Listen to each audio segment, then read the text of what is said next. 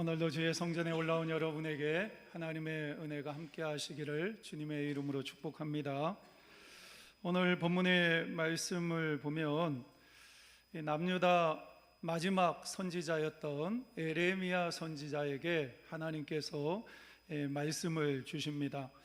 어떤 상황 속에서 에레미야 선지자가 하나님의 말씀을 받았느냐? 오늘 1절 말씀에 보니까 감옥에 갇혀있는 시대의 뜰에 감옥에 갇혀있는 상황에서 하나님의 말씀을 받습니다. 이 에레미야 선지자가 개인적으로 뭔가 큰 죄를 지었기 때문에 감옥에 갇힌 것이 아니라 이미 하나님께서 에레미야 선지자에게 말씀을 주셨어요. 그 당시에 남유다는 굉장히 타락했기 때문에 하나님의 심판을 앞두고 있었고, 하나님께서 에레미야 선지자에게 특별히 말씀을 주셨는데, 에레미야 선지자는 그 말씀을 듣고 남유다 백성들에게 그 말씀을 외치기 시작하면 남유다 백성들이 회개하고 하나님께로 돌아올 것이고, 남유다도 하나님께서 회복시켜 주실 것이다, 이런 기대를 가지고 하나님 말씀을 선포했습니다. 그런데 하나님의 말씀이 선포된 이후에 남유다 백성들이 하나님의 말씀을 받아들이는 것이 아니라 거부하고 오히려 에레미야 선지자를 두들겨 패서 시대의 뜰에 있는 감옥에 가두게 됩니다. 이런 상황이 되니까 에레미야 선지자 입장에서는 너무나 마음이 아픈 거죠. 여러 가지 마음에 심한 좌절감도 들고 또 절망적인 상황이 되는 거죠. 왜 그러냐면 하나님께서 아끼시는 남유다가 이미 북이스라엘 멸망을 당했고 남유다만 남았는데, 이 남유다도 바벨론에 의해서 멸망을 당하게 되면 하나님의 민족이 사라지게 되는 거잖아요. 그래서 감옥에 갇혀 있지만 에레미야 선지자는 눈물을 하염없이 흘리면서, 또 감옥에 갇혀 있으니까 아무것도 할 수 없는 이런 상황이 되니까 절망감에 빠져 있는데, 그런 상황 속에서 하나님께서 찾아오셔서 오늘의 본문의 말씀을 허락해 주십니다. 하나님이 이렇게 말씀하시는 거예요. 에레미야야, 너는 왜 그렇게 감옥에 갇혀서 울고만 있느냐?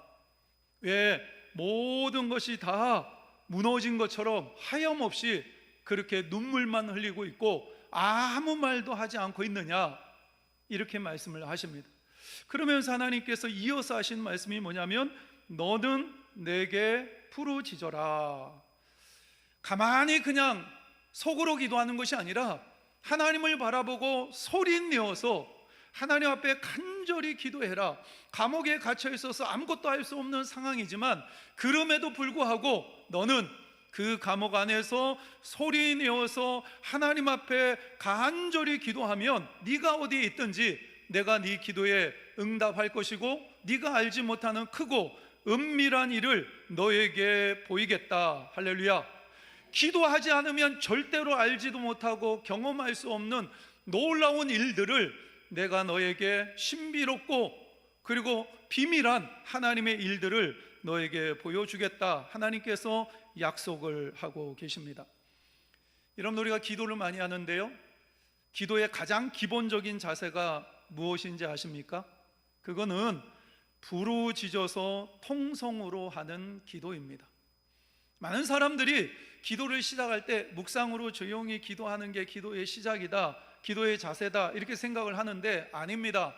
기도의 기본 자세는 하나님 앞에 나와서 소리를 내면서 통성으로 기도하는 것, 이게 기도의 가장 기본적인 자세입니다. 우리가 그렇게 하나님 앞에 나와서 소리를 치면서 통성으로 기도하다가 어느 순간에 하나님의 임재를 경험하고 싶고 하나님의 음성을 듣고 싶으면 내 목소리를 낮춰서 하나님 앞에 집중하면 그때 하나님이 나에게 주신 말씀이 있거든요. 그러니까 우리가 기도할 때 가장 먼저 해야 되는 것은 뭐냐면 하나님 앞에 내 문제를 내려놓고 부르짖어서 기도하는 그런 기도가 있어야 합니다. 여기서 부르짖다라는 말은 히브리어로 자하크라는 말인데, 창자가 끊어질 정도로 큰 소리로 외치다라는 의미입니다. 우리가 기도할 때 어떻게 기도해야 돼요?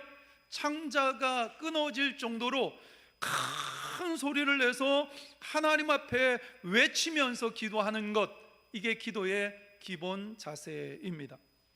성경에서 기도에 대해 여러 가지 말씀을 많이 하셨는데요, 성경에서 한결같이 기도에 대해서 말씀하실 때 강조해서 하시는 말씀이 뭐냐면, 너희들은 부르짖어 하나님 앞에 기도해라, 이렇게 말씀을 하십니다.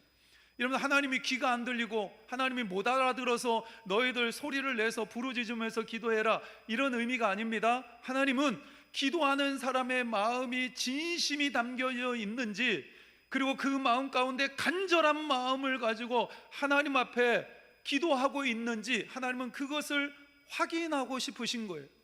그래서 우리가 하나님 앞에 나와서 어떤 마음으로 하나님 앞에 기도하는지를 하나님께서 확인하고 싶기 때문에, 우리의 마음 가운데 진실된 마음이 있고 그리고 간절한 마음이 있다면 자연스럽게 우리는 목소리를 높여서 하나님 앞에 기도할 수밖에 없습니다. 여러분, 우리가 하나님도 바라보느냐 하나님만 바라보느냐, 이건 엄청난 차이가 있습니다. 하나님도 바라보게 되면 우리에게는 선택의 수가 너무 많은 거예요. 어떤 문제가 있을 때 사람을 찾아가거나, 아니면은 뭐 자기 머리를 굴리거나, 아니면 요즘 뭐 챗 GPT 뭐 이래가지고 검색하면 뭐 자료들이 엄청나게 쏟아져 나오잖아요. 그러니까 그것을 의지하거나, 그러니까 여러 가지 선택의 수가 있는데 그 중에 하나, 하나님 앞에 기도하는 거, 이렇게 기도하다 보면 우리의 기도는 간절한 기도가 될 수가 없습니다. 하나님도 이 선택의 수가 많은 거죠. 근데 하나님께서 원하시는 것은 하나님만, 내 인생에 다른 수는 없다, 내가 선택할 수는 없고 하나님이 응답해 주셔야 내 문제를 해결할 수 있다, 할렐루야, 이런 마음의 믿음의 태도를 가지고 하나님 앞에 나올 때 우리는 간절한 마음으로 소리 지르면서 하나님 앞에 기도할 수 있는 사람이 될 수가 있습니다. 여러분들, 하나님이 여러분들의 유일한 카드가 되시기를 주님의 이름으로 축복합니다. 하나님은 우리를 위해서 인생을 살다 보면 여러 가지 힘들고 어려운 문제를 많이 만나잖아요. 근데 하나님께서 너희들 그렇게 인생을 살면서 치열한 영적인 싸움을 싸워야 되고 인생에 여러 가지 힘들고 어려운 문제를 만나는데, 그 문제를 해결할 수 있는 내가 너에게 준 선물이 있는데, 그게 뭐냐면 부르짖어서 기도하는 것이다. 네가 부르짖어서 기도할 때 너의 영혼이 해처럼 빛나게 될 것이고, 너는 이 땅 가운데 치열한 영적인 싸움에서 승리를 선포하며 살아갈 수 있는 믿음의 사람이 될 수가 있다, 할렐루야. 하나님께서 이렇게 약속하고 계십니다. 우리가 성경에 보면 믿음이 정말로 좋았던 믿음의 사람들이 굉장히 많이 있잖아요. 근데 한결같이 믿음이 좋았던 사람들의 특징이 있는데, 그 모든 사람들은 부르짖는 기도의 사람이었다라는 것입니다. 야곱은 야복 강가에서 하나님 앞에 자기의 골반뼈가 부러짐에도 불구하고 하나님 앞에 간절히 기도하잖아요. 하나님, 만약에 내 기도에 응답해 주시지 않으면, 하나님이 나를 축복해 주시지 않으면 나는 절대로 이 자리에서 물러나지 않겠습니다. 그러면서 하나님 앞에 매달려서 기도하다가 형 에서와의 문제가 20년 동안 풀리지 않았잖아요.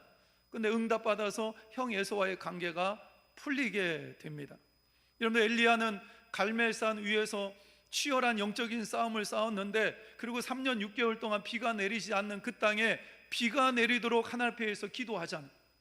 갈멜산 위에서 엘리야가 간절히 기도했을 때 하늘에서 불이 떨어지고, 3년 6개월 동안 비가 내리지 않던 그 땅에 엘리야가 7번씩 간절히 하나님 앞에 기도하니까 하늘에서 구름이 몰려오고 갑자기 비가 쏟아지는 놀라운 역사가 나타나게 됩니다.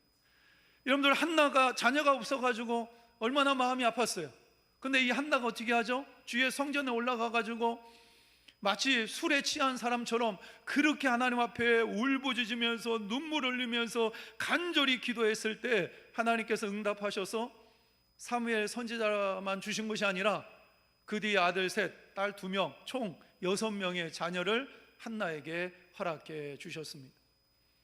예수님도 겟세마네 동산에서 그냥 조용히 묵상으로 기도하셨나요? 아니에요. 성경을 보게 되면 이 예수님께서 하나님 앞에 간절히 기도하실 때 땀방울에 피가 섞여서 나올 정도로 창자가 끊어지는 그런 고통을 느끼면서 하나님 앞에 소리쳐 외치면서 기도하셨던 예수님, 그렇게 예수님께서 부르짖으면서 기도하셨기 때문에 결국 십자가에서 승리하셨고 우리에게 구원의 문을 활짝 열어놓으셨던 것입니다.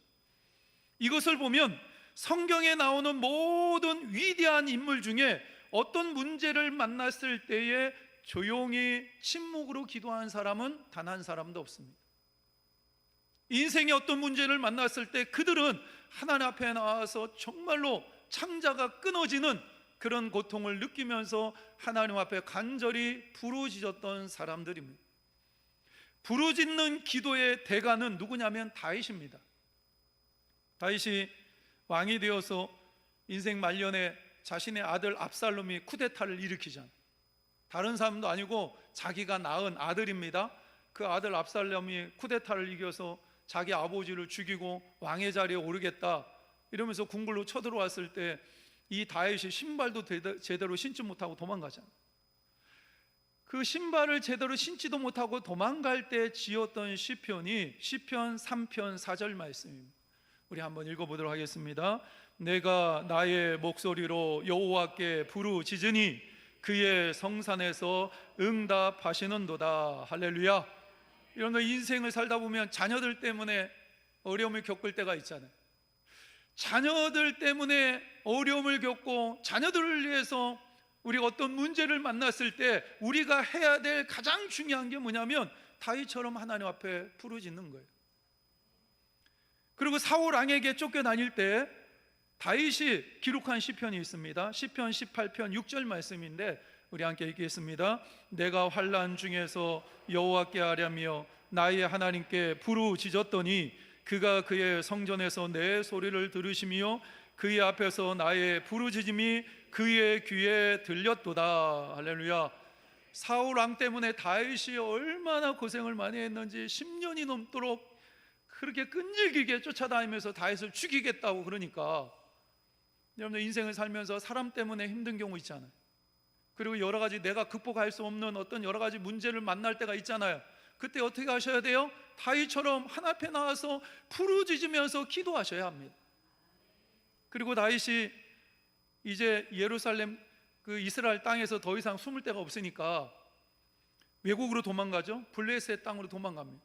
근데 블레셋 땅에 도망갔는데 다윗을 알아보는 사람이 생겨서 왕에게 끌려가요. 다윗이 미친 척합니다. 침을 질질 흘리면서 미친 척하다가 겨우 살아서 나오는데 그때 살아나오면서 그가 지은 시편이 시편 34편 17절 말씀입니다. 우리 함께 읽겠습니다. 의인이 부르짖음에 여호와께서 들으시고 그들이 모든 환난에서 건지셨도다. 할렐루야. 여러분들 다윗은 전혀 생각하지도 못했던 그 문제를 만난 거예요. 아예 내가 이 땅에서 있다가 다른 땅으로 외국으로 도망가면 못 알아보겠지, 편해지겠지라고 생각을 했는데 전혀 생각지도 못했던 문제를 만난 거예요. 자기의 목숨이 떨어질 만한 위기를 만났습니다. 근데 바로 그 순간에 다윗은 하나님 앞에 부르짖으며 기도하셨다라는 거예요. 우리 인생도 똑같습니다. 우리가 인생을 살다 보면 내가 계산하지 않았고 내가 생각하지 않았는데 전혀 생각지도 못했던 문제를 덜컥 만날 때가 있어요. 그때 어떻게 하셔야 돼요? 다윗처럼 하나님 앞에 나와서 부르짖으면서 기도하는 그러한 성도가 되셔야 합니다. 다윗은 파란만장한 인생을 살았어요. 그래서 어떤 사람은 다윗이 믿음이 좋으니까 내가 다윗과 같은 사람이 되었으면 좋겠다 이런 생각을 가지고 있는 사람도 있는데 그러면 네가 다윗처럼 한번 살아볼래? 이렇게 얘기하면 다 고개를 젓습니다. 왜 그러냐면 다윗은 정말로 힘들고 어려운 인생을 살았거든요. 정말 죽을 위기도 너무나 많이 느꼈고 많이 넘겼고 그리고 그의 인생 가운데 사람이 당할 수 있는 모든 아픔과 고난은 이 다윗이 다 경험을 합니다. 그럼에도 불구하고 다윗이 무너지지 않고 버티고 승리하고 한 나라의 왕이 될 수 있었던 이유가 뭐냐? 다른 거 없어요. 힘들고 어려울 때마다 위기를 만날 때마다 그는 하나님 앞에 부르짖으면서 기도했기 때문에 얌전히 기도한 게 아닙니다. 자기의 창자가 끊어지는 고통을 느끼면서 하나님 앞에 부르짖으면서 기도했기 때문에 다윗이 이렇게 인생 가운데 승리할 수 있는 사람이 될 수 있었습니다. 목회하다가 부르짖는 기도는 제 스타일이 아닙니다, 이렇게 얘기하는 사람을 종종 만납니다. 막 소리 질러서 기도하는 것이 저는 제 성격이나 취향에 맞지 않습니다. 그렇게 기도 못하겠습니다, 이런 사람을 종종 만날 때가 있어요. 어떤 경우는요, 그렇게 소리 내서 기도하는 게 이게 뭐 좀 천박해 보인다, 또는 경박해 보인다. 또 어떤 경우 심한 경우는요, 저는 이 소리까지 들었는데 무슨 뭐 이단 집회 같다, 뭐 이렇게 얘기하는 사람들도 있어요. 여러분들, 그러면 야곱과 모세와 엘리야와 한나와 다윗과 예수님이 천박하고 경박한 사람입니까? 예수님이 천박하고 경박했기 때문에 겟세마네 동산에서 땀방울이 핏방울이 되도록 그렇게 하나님 앞에 간절히 부르짖었나요? 아닙니다. 내 인생에 엄청난 문제를 만났는데 이 문제는 오직 하나님만이 해결해 줄 수 있습니다 라는 간절한 마음이 있었기 때문에 하나님 앞에 이렇게 부르짖으면서 기도했던 거예요. 물론 예수님이 하신 말씀 중에 너희는 골방에 들어가서 조용히 기도하라, 이런 말씀도 있어요. 근데 이 말씀은요, 어떤 특수한 상황 속에서 예수님이 하신 말씀이에요. 예수님 당시에 바리새인들은 기도할 때 사람들이 많이 걸어다니는 사거리 이런 데 나와가지고 하나님 앞에 회개하고 이러면서 자신의 옷을 찢으면서 하나님 앞에 기도를 멋지게 했다고. 여러분들, 기도의 대상은 누가 돼야 돼요? 누구한테 기도합니까? 하나님 바라보며 기도해야 되잖아요. 근데 이 바리새인들은 사람을 바라보면서 기도했다고. 그러면 주변에 있는 사람들이 야, 저 바리새인 정말로 거룩하다, 믿음이 좋다, 정말 대단한 사람이다, 이런 소리를 들으려고 길거리에 나가서 그렇게 기도했던 바리새인들이 있는데, 그 바리새인들의 모습을 보면서 너희들 그렇게 기도하려면 차라리 골방에 들어가서 조용히 기도해, 그런 의미에서 예수님께서 이 말씀을 하셨는데, 이렇게 특수한 상황 속에서 예수님이 하신 말씀을, 아니 예수님께서 골방에 들어가서 조용히 기도하라고 그러셨는데 이렇게 막 소리 지르면서 기도해도 됩니까? 이건 맞는 말이 아니라는, 어떤 특수한 상황 속에서 예수님께서 하신 말씀을 일반화시켜서는 안 되고, 우리가 성경에 나오는 대부분의 어떤 이 사건들이나 이 기도의 모습을 보게 되면 계속해서, 오늘 본문 말씀에도 예수님, 하나님께서 예레미야 선지자에게 뭐라고 얘기해요? 너는 내게 부르짖으라, 이렇게 말씀하죠. 한국은 기독교 역사상 가장 놀랍게 부흥한 나라입니다. 우리나라가 이렇게 잘 먹고 잘 살게 된 이유가 무엇일까? 여러분들, 우리나라가 예전에는 참 못 살았죠. 저 어렸을 때만 해도 정말 힘든 시간들이 많이 있었는데, 근데 우리나라 반만년 역사를 보게 되면 지금처럼 우리나라가 잘 먹고 잘 산 적이 한 번도 없어요. 그런데 이상하게 우리 땅에 복음이 들어오고, 선교사님을 통해서 복음이 들어오고, 도시마다 교회가 세워지고, 기독교 역사상 가장 위대한 부흥이 한국 땅에서 일어났는데, 교회가 부흥하는 속도와 우리 대한민국의 경제적으로 일어나는 속도가 비슷합니다. 그런데 우리나라가 이렇게 잘 먹고 잘 살게 된 이유가, 그 이면에는 함께 모여서 부르짖으며 기도했던 믿음의 선조들이 있었기 때문에 그렇거든요. 저의 세대나 저보다 연세가 많은 우리 권사님들, 집사님들, 예전에 신앙생활을 어떻게 했는지 아마 잘 기억하실 거예요. 모이면요, 찬양 뜨겁게 부르고, 뭐 그때는 뭐 악기나 이런 게 제대로 있었습니까? 그럼에도 불구하고 막 손뼉 치면서 찬양하고, 한번 기도하기 시작하면 지붕이 날아갈 정도로 그렇게 간절하게 기도했다. 저 청년회 때는요, 한 달에 한 번씩 산에 가서 기도했어요. 청년 때. 어느 때는 금요일날 모여가지고 금요 기도에다가 3시까지 기도한 적도 있거든요. 한 20년 전에 제가 교회 개척하고 기도원에 1년에 한 2번씩 갔거든요. 그러면 그 양산에 감림산 기도원이라고 그 영남 지역에서 제일 큰 기도원이 있어요. 근데 거기는요, 월요일만 되면 버스들이요, 대형 버스가 몇 수십 대가 밀려옵니다. 구국기도에 참석한다고 부산에서 오고 창원에서 오고 울산에서 오고 대구에서 오고 버스가 수십 대 와가지고 나라 민족을 위해서 밤새도록 기도했어요. 제가 평일날 갔는데요, 평일날 기도원에 온 사람이 100명이 넘더라고요. 근데 요즘은요, 구국기도에 사라졌어요. 버스가 없습니다. 버스가 안 와요. 요즘 기도원에 가면, 제가 한 1년 전에 기도원에 갔을 때 한 10 몇 명 앉아있더라고요.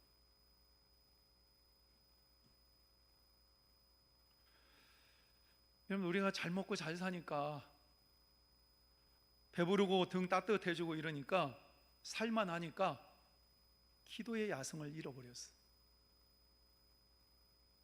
그러면서 한국 교회와 성도는 영적인 힘을 잃어버리게 된 거예요.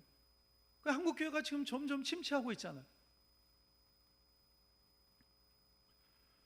저는 우리 북예제일교회 부임한 지 이제 10개월이 되었는데 대신방을 거의 마무리 짓고 있습니다. 그러면서 이제 우리 교회를 어느 정도 파악을 했고, 우리 성도들 한 사람 한 사람을 어느 정도 파악을 했어요. 이제 여러분들에게 제가 언제 한 1년 정도 되면 여러분들에게 새로운 비전을 제시하고, 그 다음에 여러분들이 해야 될 일들을 구체적으로 말씀을 드릴 건데, 제가 북예제일교회 10개월 동안 있으면서 우리 교회에 가장 부족한 게 뭘까? 부르짖는 기도입니다. 부르짖는 기도가 살아야 돼요. 예수님이 제자들에게 겟세마네 동산에 올라가셔서 예수님 기도하시잖아요. 특별히 3명의 제자들을 데리고 간 거예요. 그래서 너희들 깨워서 기도해야 돼. 예수님 기도하십니다. 오니까 잠자고 있어요. 또 깨워서 기도해야 돼. 몇 번을 그리 했는데도 제자들이 기도의 자리에서 실패합니다. 결국 십자가가 올 때 예수님은 승리하셨지만 제자들은 다 무너졌어요. 기도의 자리에서 무너졌기 때문에 십자가 앞에서도 무너졌던 거예요. 그런데 그들이 부활하신 예수님을 만나고 마가의 다락방에서 기도하다가 성령의 충만함을 받습니다. 그들이 세상에 나아가서 복음을 외치기 시작할 때 세상이 감당하지 못하는 사람이 됩니다. 제자들이 왜 이렇게 달라졌을까요? 십자가 앞에서 다 무너졌던 제자들이 왜 길거리에 나가서 담대하게 복음을 전하고 세상이 감당할 수 없는 사람이 어떻게 되었을까요? 그 중심에는 마가의 다락방이 있습니다. 마가의 다락방에서, 겟세마네 동산에서는 기도의 싸움에서 실패했지만 마가의 다락방에서 10일 동안 간절히 기도했을 때 그들은 세상이 감당할 수 없는 사람이 되었던 거예요. 여러분들, 우리 교회의 마가의 다락방이 어디일까요? 저는 수요 기도회라고 생각을 합니다. 제가 목회하면서 제일 관심을 두는 부분도 수요 기도회입니다. 제가 처음에 올 때 자료를 보니까 통계가 있더라고요. 보니까 수요 기도회 20명 뭐 이렇게 오더라고요. 요즘 이제 한 40명 옵니다. 저는 50명 정도 오면, 이제 날씨가 풀리고 이게 날씨가 좋아지면 인원이 늘어서 50명 정도 오겠다. 그러면 이제 기도의 양을, 기도 시간을 조금씩 늘려가야 되겠다, 이렇게 생각을 하고 있는데, 날씨는 풀렸는데 모이는 인원은 한두 명씩 줄고 있더라고요. 웃을 일이 아닙니다.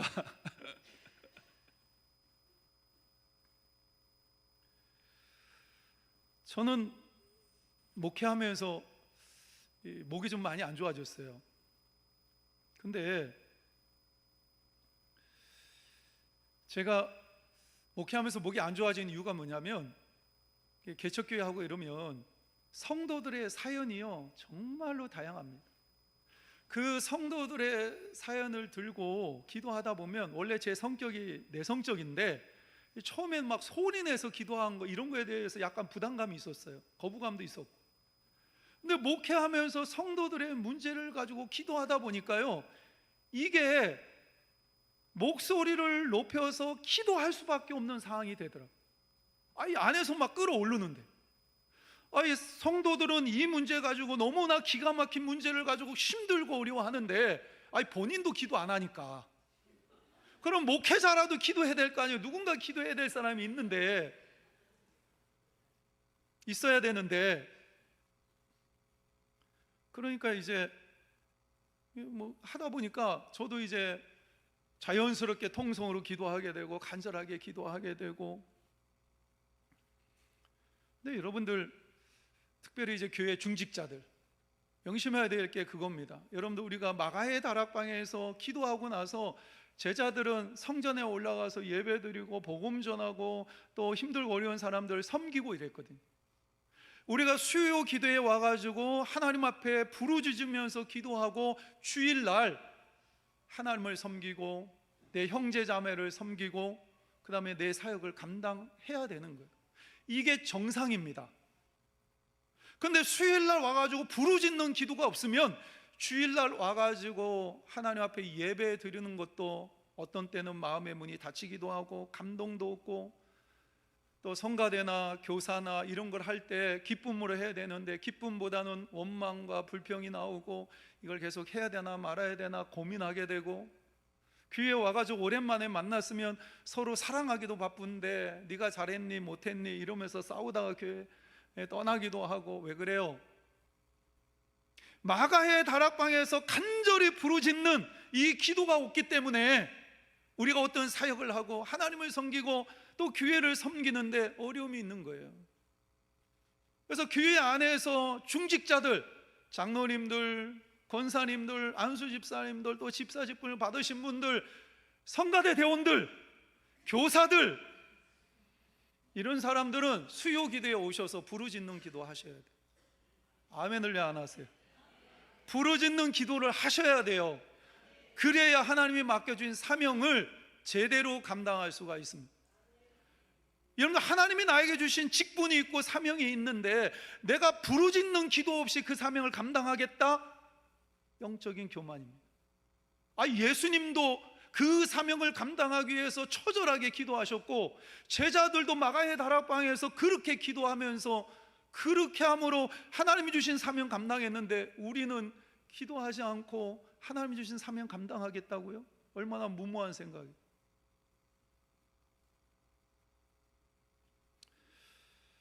제가 작년에 3월 달에 수요 기도회 때 여기 와서 설교를 했습니다. 처음으로. 그리고 나서 이제 제가 청빙 받았다라는 소식을 들었어요. 근데 사실은 그 소식 듣기 전에 제가 여기에 설교하러 왔다라는 이야기를 듣고 여러 가지 얘기들이 참 많이 있었어요. 근데 결정 나고 나서 당회에 우리 내서제일교회 장로님, 시무 장로님이 4분 계셨는데 한 분은 병원에 계셨고 3분 모여가지고 제가 내서제일교회 사임하고 북의제일교회 청빙을 받아서 가야 되겠다 이렇게 얘기하니까 장로님 3분 중에 2분이 이번 주일부터 교회 안 옵니다. 그러면서 당의 단톡방에서 나갔어요. 2분이. 그날 그 주에 주일날 오후에 젊은 집사들이 찾아와가지고 울면서 목사님 가시면 안 됩니다. 이 설교를 내서제일교회 성도들도 듣고 있기 때문에, 많은 사람이 듣고 있기 때문에 제가 거짓말을 못해요. 그런 상황 속에서 제가 기도할 수밖에 없잖아요. 어떻게 합니까? 근데 우리 김만기 장로님이 제가 못 가겠다고 2번이나 얘기를 했는데 전화 오셔가지고 목사님, 우리가 지난 3개월 동안 철야하고 릴레이로 기도하고 그래서 기도하고 기도해서 목사님을 결정했는데 목사님이 안 오시면 하나님 없는 겁니다. 이리 얘기하시더라고요. 그게 가슴에 꽂혔어요. 그래서 안 되겠다, 기도해야 되겠다. 그래서 이제 가장 중요한 게 뭐냐면 저한테 이제 제가 이런 문제 있을 때마다 기도를 부탁하고 또 조언을 듣는 목사님이 계시는데 전에 우리 교회 오셨던 박흥교 목사님 사모님 말씀을 드리니까, 박성일 목사, 상황과 여건이나 감정이나 사람의 정의나 이런 거 보지 말고 하나님이 어떻게 인도하시는 데만 집중해, 이렇게 조언을 해주시더라고요. 그래서 제가 기도하다가 그런 기도를 했어요. 하나님, 정말로 제가 북의 제일교회 가는 것이 하나님의 뜻이라면 내서지할교회 모든 교인들이 다 반대하는데 한 달 동안 내가 이 교인들을 하나씩 다 만나서 설득하겠습니다. 그리고 100%다 설득이 되고, 그리고 내가 북예제일교회에 갈 수 있겠다고 얘기했을 때 청빙 절차가 끝나지 않고 그때도 저를 청빙하면 그때 그것이 하나님의 뜻이라고 생각하고 제가 옮기겠습니다 라고 얘기를 했어요. 그런 기도를 한 거예요. 근데 제가 보기에는 이게 불가능해 보였거든요. 내서지할교회 성도들을 일일이 만나서 설득한다는 자체가 불가능한 일이었고, 그 다음에 청빙이라는 게요, 결정됐는데 안 갑니다 이러면 끝나거든요. 거기서 다 끝납니다. 다음에 간다 해도 당신 안 온다 했으니까 끝났어 이러고 그냥 끝내요. 그런데 한 달 동안 일일이 만나가지고 다 말씀을 드렸고 설득이 됐고, 그래서 우리 김망희 장로님한테 전화를 했는데 제가 아마 그때 토요일 날 저녁 때 전화했을 거예요. 그 다음 날 모든 걸 결정하는 날이었어요. 한 달이 지났는데. 그래서 어쨌든 북예제일교회에서 저를 청빙해서 제가 이 자리에 오게 된 거죠. 근데 지난 그 3월 달부터 6월 달까지 그렇게 여러 가지 일들이 있으니까 제가 얼마나 많이 기도를 했겠어요. 그리고 북예제일교회 왔는데 제가 여기에 쌓아놓은 기도가 없잖아요. 저는 뭐 여기에 이력서를 넣기 전까지 북예제일교회가 대한민국에 존재하는지 안 하는지 그것도 몰랐으니까 내서제일교회는 제가 20년 동안 쌓아놓은 기도가 있었는데 여기는 제가 쌓아놓은 기도가 없잖아요. 그리고 또 교회를 바라보고 성도들을 바라봤을 때 기도해야 되겠구나 이런 생각이 드니까 제가 이제 또 한 3개월 동안 계속 기도하다 보니까 목에 무리가 왔어요.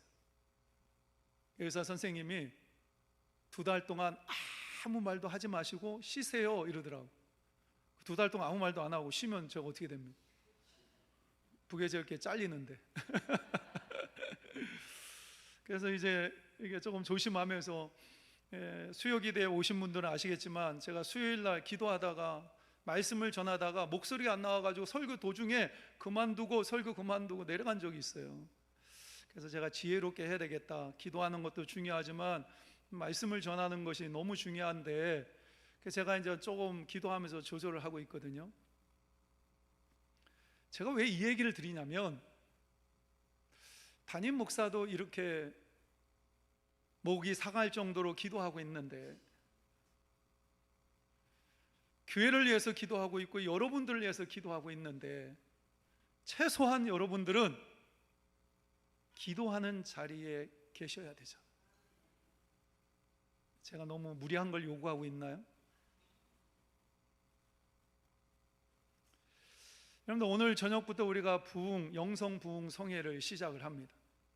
저는 우리가 이 부흥 성회를 통해서 하나님 마음껏 찬양하고 말씀 듣고 너무 중요하죠. 그런데 저는 여러분에게 부르짖는 기도의 돌파구가 일어나는 그러한 집회가 되었으면 좋겠습니다. 중요한 건 뭐냐면 우리의 마음 가운데 간절히 사모하는 마음이 있어야 돼요. 여러분들 남편이나 아내나 지금 여러분들 복음을 받아들이고 하나님 백성이 되었나요? 여러분 주변에 남편이나 아내나 또 여러분의 자녀들이 아직도 예수 믿지 않고 세상 가운데 있잖아요. 근데 그 영혼들을 바라볼 때 얼마나 안타까워요. 그러면 그 영혼을 위해서 우리가 기도할 때 부르짖어서 기도할 수밖에 없잖아요. 안 그래요? 아니, 그 영혼을 가만히 내버려 두면 어디로 갑니까? 이것을 우리가 알고 있는데, 그러면 그 영혼을 붙잡고 하나님 앞에 결단해야 되잖아요. 하나님, 야곱처럼 하나님 내 기도 들어주시지 않으면 나 절대로 이 자리에 못 물러납니다, 이러면서 하나님 앞에 부르짖으면서 기도해야 되잖아요. 근데 우리는 그런 게 없어요. 아이고 뭐 남편 건강하고 돈 직장 가서 돈 잘 벌어다 주고 이러니까 뭐 그러면 됐지. 애들 바라봤을 때 공부 잘하고 있고 건강하고 이러니까 뭐 그러면 됐지. 여러분들, 이건 아니잖아요.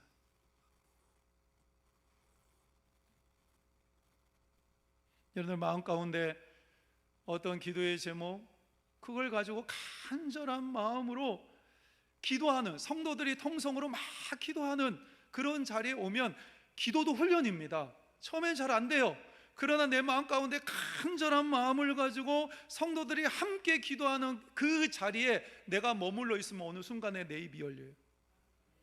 그러면서 부르짖으면서 기도하게 되는. 여러분, 우리가 부르짖어서 기도할 때 하나님 앞에 눈물 흘리면서 우는 자가 세상 속에서 울지 않는 자가 될 수가 있습니다. 하나님 앞에 나와서 엎드리고 무릎 꿇는 자가 결국은 세상 속에서 무릎 꿇지 않고 엎드리지 않는 자가 될 수가 있어요. 우리가 하나님 앞에 간절히 기도할 때 여러분의 마음 가운데 있었던 아픔과 상처를 하나님께서 치유해 주실 줄 믿습니다. 우리가 부르짖으면서 하나님 앞에 간절히 매달릴 때 하나님께서 우리 앞에 있는 홍해는 갈라주시고 여리고성은 무너지고 골리앗은 쓰러지고 이런 놀라운 역사가 나타나게 될 줄 믿습니다. 이런 믿음을 가지고 부르짖는 그 기도의 자리를 회복할 수 있는 여러분 모두가 되시기를 주님의 이름으로 축복합니다. 이 시간 함께 기도하도록 하겠습니다. 감옥에 갇혀 있어 절망 가운데 있었던 에레미야에게 하나님이 찾아오셨습니다. 너는 내게 부르짖으라. 내가 내게 응답하겠고 크고 은밀한 일을 내게 보이리라.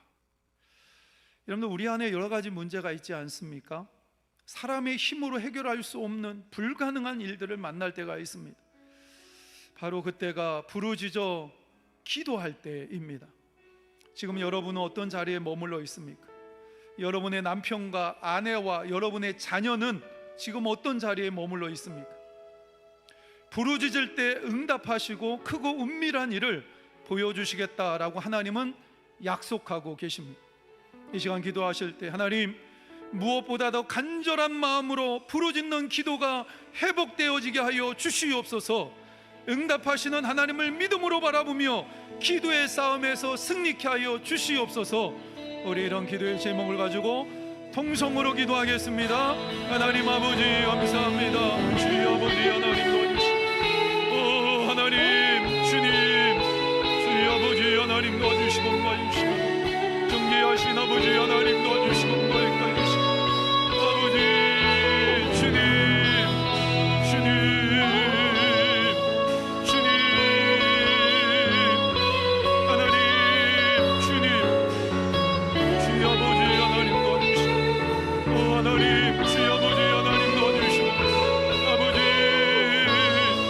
주님, 주님, 주여 아버지 하나님 도와주시고, 하나님 주여 아버지 하나님 기도의 자리가 회복되어질 수 있도록 하나님 은혜를 베풀어 주시옵소서. 하나님 은혜를 베풀어 주시옵소서. 할렐루야. 주여 아버지 하나님 도와주시기 원합니다. 하나님 다윗이 부르짖어 기도했던 것처럼, 하나님 야곱이 부르짖으며 기도했던 것처럼, 엘리야가 하나님 앞에 부르짖으며 기도했던 것처럼, 한나가 아버지 하나님 하늘 푸는 것처럼 하나님 앞에 기도했던 것처럼 하나님 우리의 기도가 그런 기도가 되게 하여 주시옵소서. 하나님 부르짖는 기도가 회복되게 하여 주시옵소서. 하나님 주님, 주여 아버지 하나님 도와주시길 원합니다. 아버지 주님, 부르짖는 기도가 회복되어지게 하여 주시옵소서. 하나님 우리의 기도가 회복되게 하여 주시옵소서. 하나님 주님, 주여 아버지 하나님 도와주시길 원합니다. 하나님 주님, 주여 주님, 주님, 하나님 주여 아버지 하나님 도와주시고 도와주시고, 할렐루야. 주여 하나님 주님, 주님, 주여 아버지 하나님 도와주시고 도와주시고, 할렐루야. 주여 아버지 하나님 도와주시옵소서. 하나님 부르짖는 기도가 회복되게 하여 주시옵소서. 하나님 부르짖는 기도가 회복되게 하여 주시옵소서. 하나님 도와주시고, 주여 아버지 하나님 도와주시고 주여 주님 아버지 하나님 도와주시옵소서. 주여 아버지 하나님 주시옵소서. 오늘도 살아계셔서 저에게 생명의 말씀을 허락하신 하나님을 찬양합니다. 너는 내게 부르짖으라. 내가 내게 응답하겠고 내가 알지 못하는 크고 은밀한 일을 내게 보이리라 약속하신 하나님, 이 말씀을 믿고 기도의 자리로 나아가 하나님께 부르짖어 기도할 때 하나님이 허락하시는 크고 은밀한 일을 보게 하여 주시옵소서. 우리 주 예수 그리스도의 이름으로 기도하옵나이다. 아멘. 우리 찬송가 3